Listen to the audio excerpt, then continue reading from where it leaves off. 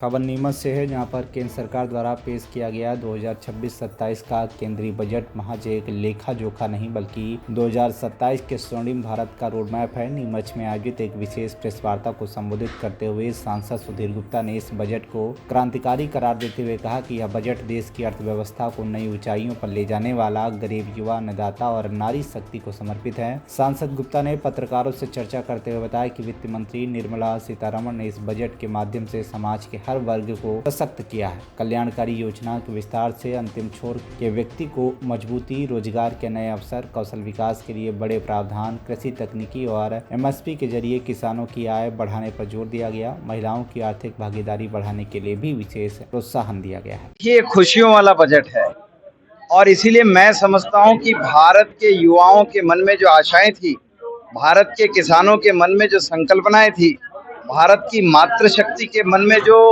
देश को आगे बढ़ाने के संकल्प थे, वो सब इस बजट में परिलक्षित हो रहे हैं।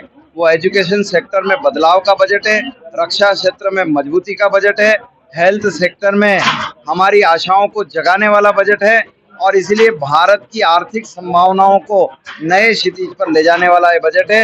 ये कर्तव्यों से भरा पूरा बजट है और इसलिए आंकड़ों की जुबानी कहें तो 53 लाख करोड़ से अधिक का विशाल बजट है, जो भारत के इतिहास का सबसे बड़ा बजट है। सर, विशेष रूप से जानना चाहेंगे कि हमारे लोकसभा क्षेत्र को इस बजट में लीक से हटकर कोई खास बात मिली है? ये मुझे एक बात समझ में नहीं आई, ये लीक क्या होती है? लीक कौन सी बनाई जाती है मुझे नहीं पता है, लेकिन मैं एक जानता हूं कि आपका संसदीय क्षेत्र और आपका नीमच जिला तो प्रोग्रेस कर गया बहुत। कैसे कर गया? तो चंबल का पानी खेतों में आया है, चाहे वो शिमला प्रोजेक्ट हो, चाहे वो इलेक्ट्रिक हो, चाहे टूरिज्म की कल्पनाएं हो, चाहे सड़कों का विकास हो, चाहे औद्योगिक विकास हो, ये बजट ही बताता है।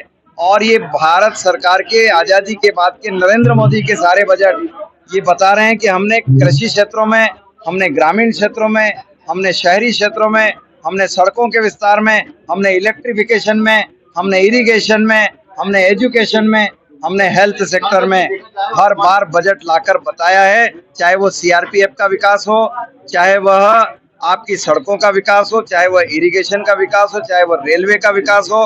रेलवे में आज़ादी के बाद का सबसे बड़ा रिफॉर्म है। चाहे वो मेडिकल कॉलेज का विकास हो, चाहे वो हवाई क्षेत्र में बच्चों को ट्रेनिंग देने वाली एजुकेशन इंस्टीट्यूशन का विकास हो।